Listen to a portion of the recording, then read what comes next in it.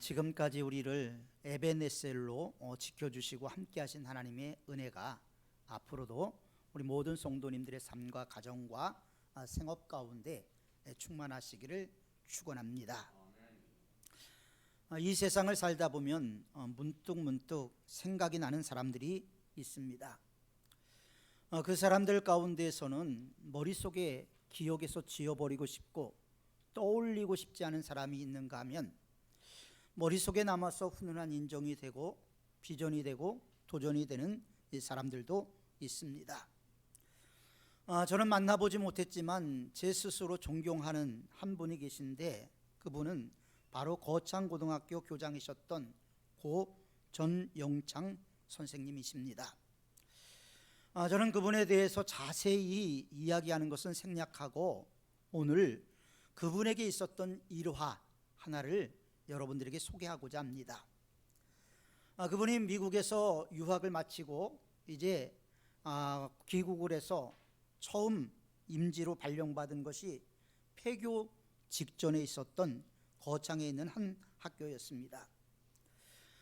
교장으로 취임하기 위해서 서울에서 거창을 내려갔는데 본인이 부임했던 학교는 한 200여 명의 학생들이 있는 학교였다고 합니다. 그런데 부임식 날 가봤더니 8명의 학생들만 참석을 했답니다.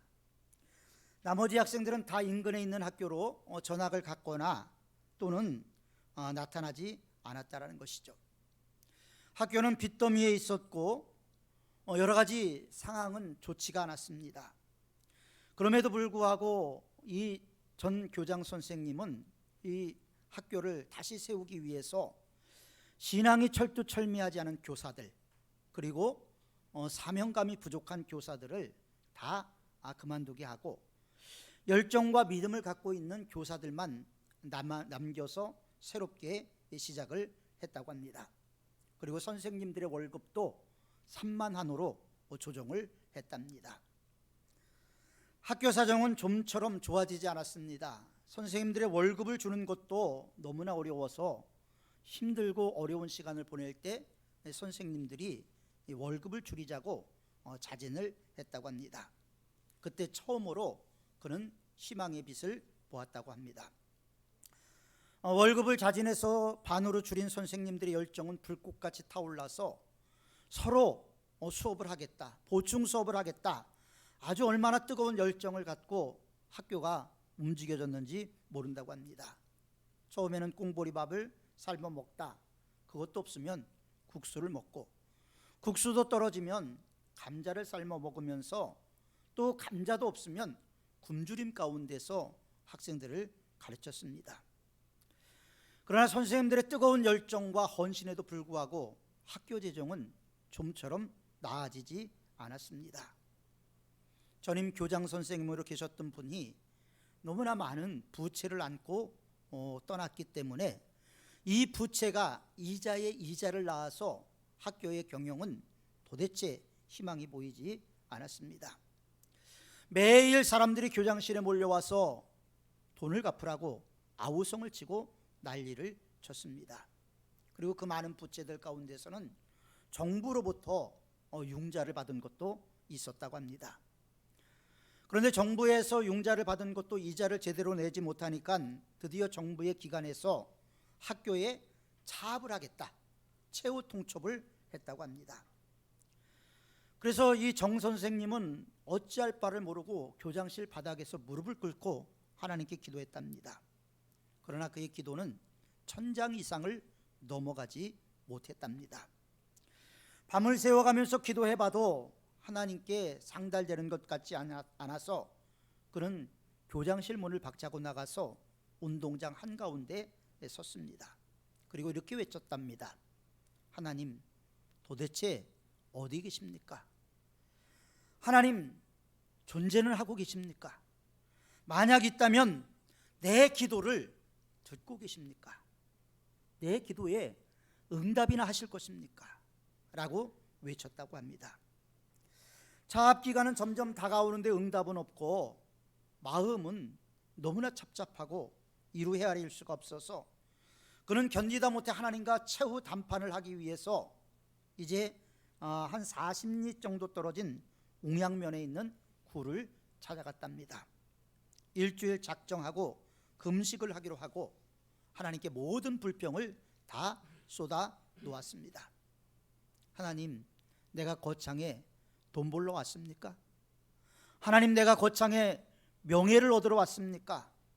복음을 전하러 왔는데 복음을 전할 수 있는 학교를 운영할 수 있는 돈도 주지 않고 저보러 어떻게 하라는 것입니까? 만약 빚을 갚지 못해서 학교가 폐교가 되고 제가 떠나면 제가 더 창피하겠습니까? 하나님이 더 창피하겠습니까? 라고 이야기를 하면서 하나님 앞에 때를 썼다고 합니다. 성경책과 찬송가 그리고 담요 한 장, 그리고 평상시에 읽고 있었던 우찌무라 간조의 로마서 주석 한 권을 들고 그는 성경을 읽다 찬송을 하고, 찬송을 하다가 또 책을 읽고, 피곤하면 잠깐 눈을 붙이곤 했습니다.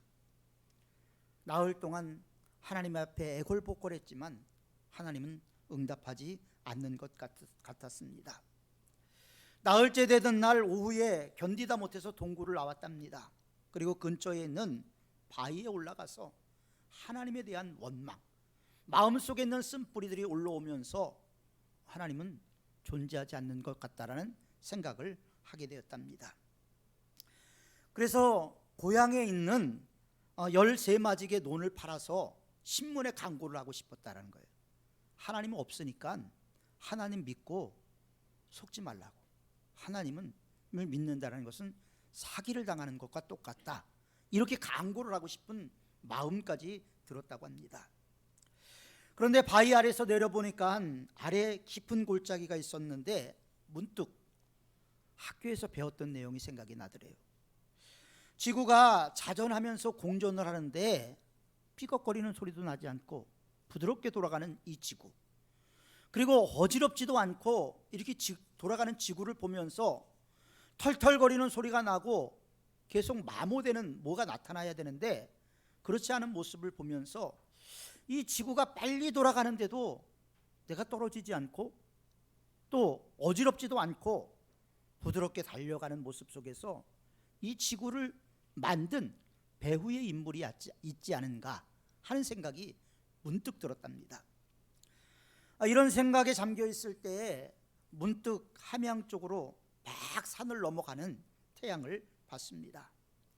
석양의 아름다움, 산 너머로 막 넘어가는 그 물드는 아름다움을 보면서 신비로움까지 느껴졌답니다. 또 저녁 햇살을 받아서 반짝이는 아주 연한 연두빛 잎새들, 그리고 생명의 윤기들, 저녁 노을에 비친 풀잎과 나뭇잎은 한 폭의 그림 이상이었답니다. 어떻게 화가가 없는데 저렇게 지을 수 있을까? 어떻게 저렇게 아름답게 만들 수 있을까? 이런 생각이 문득 들면서 그는 해가 서산해지고 이제 뉘엿뉘엿 어두워지는 시간에 풀벌레 울음소리를 들으면서 마음속에 하나님에 대한 생각이 올라왔답니다. 그리고 자신에게 물었대요. 영창아, 이 아름다움을 연주하는 음악가는 누굴까? 그는 자신도 모르게 참 아름다워라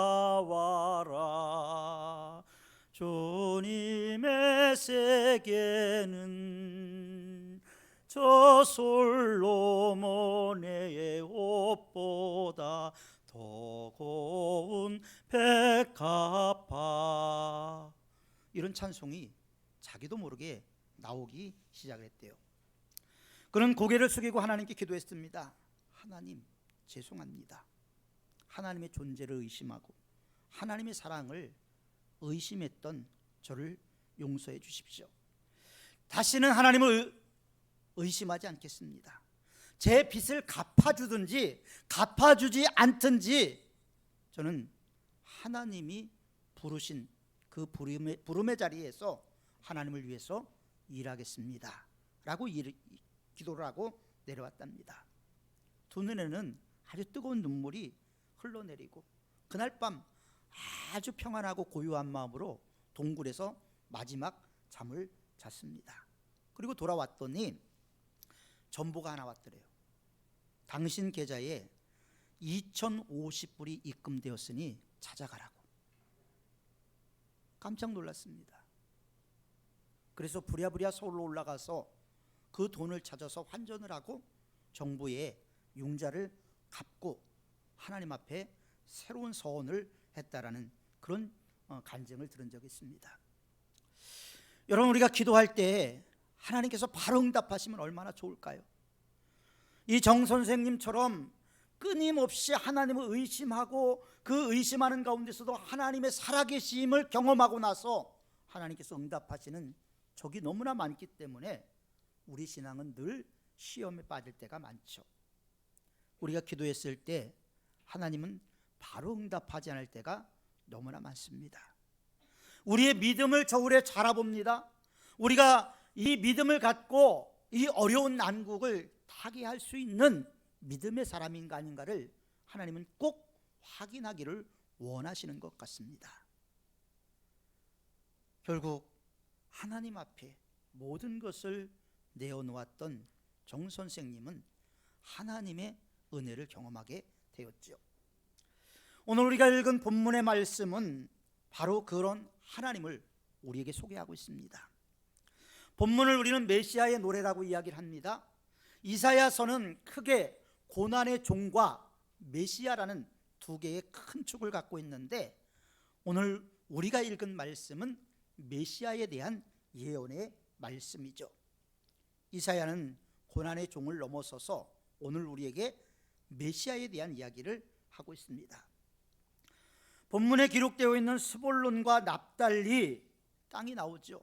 스볼론과 납달리 땅은 어떤 땅이냐면요, 이스라엘의 최북단과 최남단에 있는 나라입니다.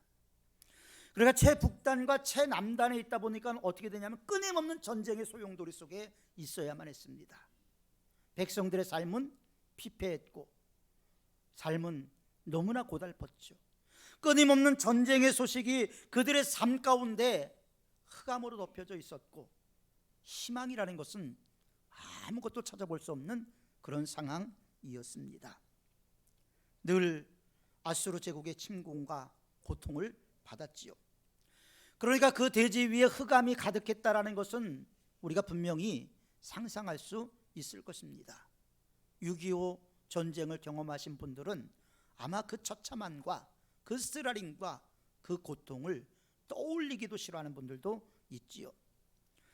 그러나 이사야는 그런 흑암 가운데서 고통을 겪고 있는 백성들에게 큰 빛이 보여지고 기뻐할 것이라고 예언을 하고 있습니다. 700년 전의 말씀이죠. 예수님이 태어나기 700년 전에 이미 이사야는 그렇게 내다보았습니다. 그때 흑암에 행하던 백성이 큰 빛을 보고 기뻐한다. 그 기쁨이 어느 정도냐 하면요, 추수 때의 즐거움. 여러분, 여름 내내 떼학볕에서 일을 하다가 추수할 때 그 기쁨이라는 것은 농사꾼에게는 말할 수 없는 기쁨이겠죠. 그리고 탈취물을 나눌 때의 기쁨보다 더 클 것이라고 성경은 말하고 있습니다. 그런 기쁨도 기쁨이지만 그런 기쁨은 작은 기쁨이고 그 기쁨보다 더 큰 기쁨이 있을 것이라는 것이죠. 이사야의 예언은 반드시 스볼론과 납달리 그런 지역만을 얘기하는 것이 아니고 영적인 의미로 이 세상의 모든 나라들을 상징하고 있는 것입니다. 그렇게 고통과 흑암으로 신음하는 백성들에게 장차 하나님의 구원이 임할 것이라는 거죠. 흑암 가운데 행하던 사람들에게 임할 하나님의 구원의 빛, 그 빛은 인간의 역사에서 한 아기의 탄생으로 시작이 됩니다. 이 아기의 탄생이 흑암 가운데 고통받는 사람들에게 한 줄기 작은 빛으로 왔다가 큰 빛으로 점점 확대해지게 되죠. 그리고 그 아이의 이름을 성경은 뭐라고 말하냐면 기묘자라, 모사라, 전능하신 하나님이라, 영존하시는 아버지라. 왜 예수님 한 분에게 이런 많은 수식어가 붙어야 됐을까요? 그것은 사람들마다 고통받는 내용이 다르기 때문에 그래요. 고통받는 상황이 다르기 때문에 예수님은 그 고통 가운데서 있는 사람들 개개인 한 사람 한 사람에게 그 고통을 풀어주기를 원하시기 때문에 이 많은 수식어가 사용이 되게 되었던 것이죠. 이스라엘 백성들은 그들의 역사에서 한 아기의 탄생과 함께 무거운 짐을 벗었던 많은 기억들이 있습니다. 애굽에서 압제를 당하고 바로의 사슬 앞에서 신음할 때 한 아기의 탄생, 모세의 탄생은 이스라엘에게 구원이라는 놀라운 역사의 서막을 알려주게 됐죠. 또 블레셋의 압제에서 신음하고 있을 때 사무엘을 하나님은 예비하시고 사무엘을 통해서, 이 사무엘의 출생을 통해서 블레셋을 이기고 승리하게 하며 에베네셀이라는 그 하나님, 함께 하시는, 도우시는 하나님을 그들은 경험을 하게 됩니다. 한 아기 삼손의 탄생 역시 억압과 사슬 속에 있었던 이스라엘 백성들에게 해방을 알려주는 내용이었죠.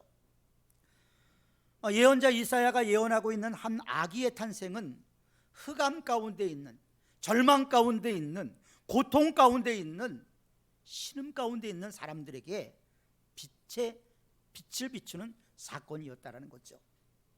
그런데 그 전에 아이들과 예수님의 탄생의 차이점은 아기의 탄생으로 미치는 그 빛의 영향이 이스라엘을 넘어선다라는 거예요. 그렇기 때문에 미가서 5장 2절에서 예수님의 탄생을 예언하면서 이렇게 얘기를 했습니다. 예수님의 출생은 태초에 있고 상고에 있다. 베들레헴 에브라다야, 너는 유다 고을 중 작을지라도 너를 다스릴 자가 내게서 내게로 나올 것이다. 그의 근본은 태초에 상고에니라. 그러면서 예수님이 선지하심, 아니 계신 적이 없었다라는 것을 강력하게 미가는 선포를 하고 있습니다.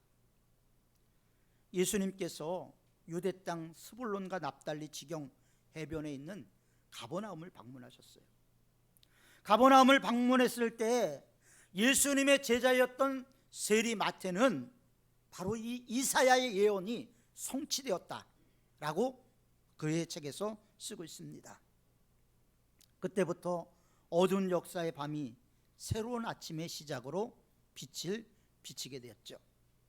궁극적으로 만물을 새롭게 하시는 하나님, 우리를 새로운 피조물로 만들어 가시는 하나님의 역사가 한 아기의 탄생을 통해서 이루어지게 되었다라는 것입니다.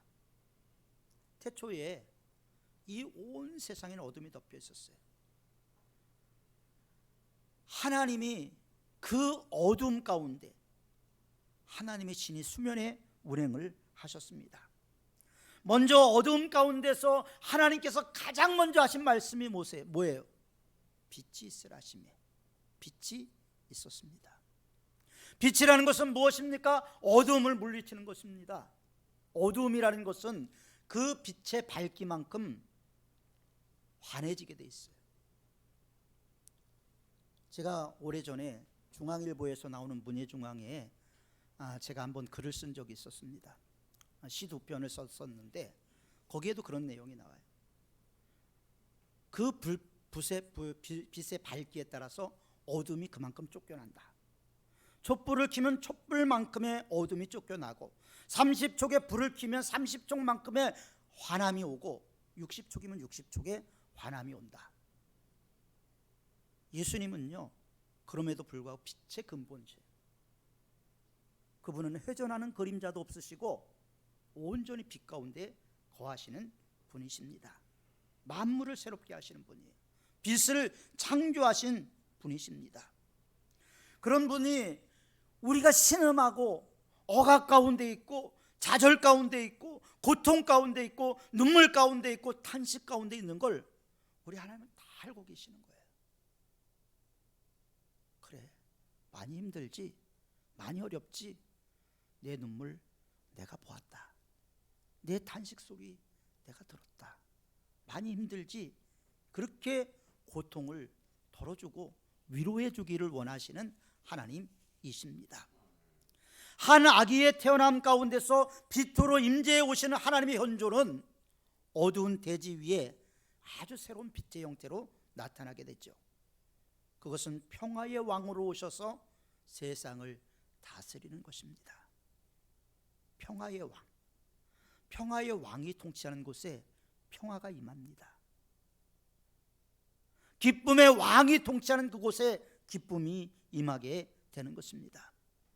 그렇기 때문에 우리는 그분을 마음으로 믿고 입으로 시인하고 그분의 통치 안으로 들어가서 그분의 통치를 받아야 하는 것이죠.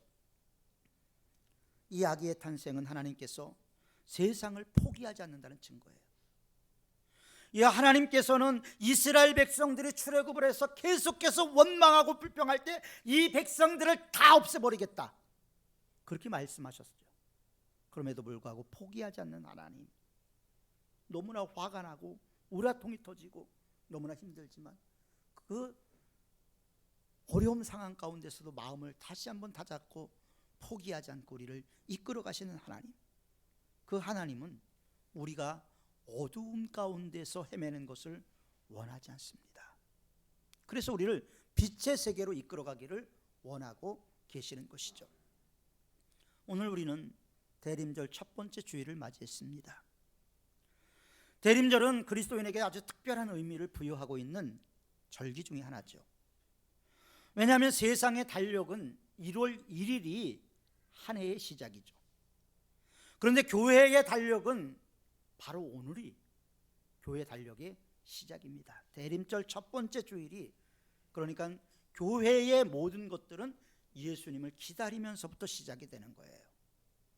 예수님을 기다리고 예수님의 탄생과 함께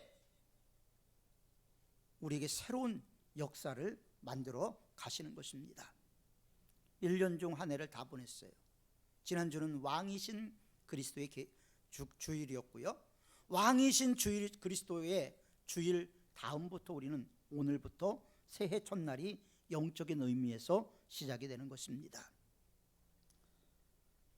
우리가 대림절을 맞이한다라는 것은 우리 현실에서 희망의 시간을 기다리고 살아가야 된다는 것을 알려주는 겁니다.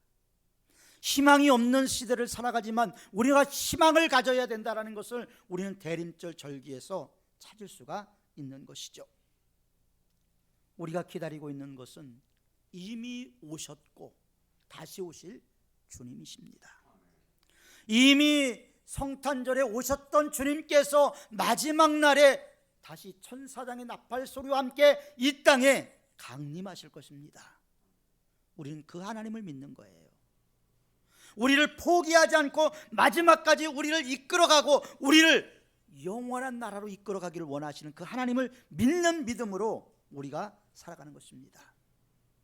우리 현실이 비록 어둡고 고통스러울 때도 있지만 하나님께서는 언제나 적절한 때에 우리에게 기묘자라는 것을 영어 성경 NIV에서는 카운셀러, 상담자라고 얘기를 했습니다. 그래서 예수님은 탁월한 상담자였다라는 거예요. 그래서 예수님의 말씀을 읽고 예수님의 말씀 가운데 자기 심령이 뜨거워져서 자기 마음이 치유되고 회복된 많은 사람들의 간증을 우리는 들을 수가 있게 되는 것이죠. 우리 현실이 비록 어둡고 고통스러울 때도 있지만 하나님께서는 언제나 우리에게 카운셀러가 되어주십니다. 우리에게 모사가 되어주시고 전능하신 하나님이 되시고 영존하시는 아버지가 되시고 평강의 왕으로 우리에게 오시기를 원하시는 거예요. 우리의 강팍하고 완악한 마음을 뚫고 들어오시기를 원하시는 거예요. 우리 마음에 자정하시기를 원하시는 겁니다. 우리는 지금 평강의 왕으로 오시는 하나님을 기다립니다. 우리 개인적으로, 국가적으로, 세계적으로 그 어느 때보다 우리는 평강의 왕이 필요할 때예요. 우리의 마음의 평안이 깨졌습니다. 이 나라와 이 민족의 평안이 깨졌습니다. 지구촌의 평안이 깨졌어요. 우린 더욱더 주님께 돌아가야 될 이유가 거기에 있는 것입니다. 우리가 기다리는 영적인 새해는 영원한 흑암의 고통이 끝나는 새해가 되었으면 좋겠습니다.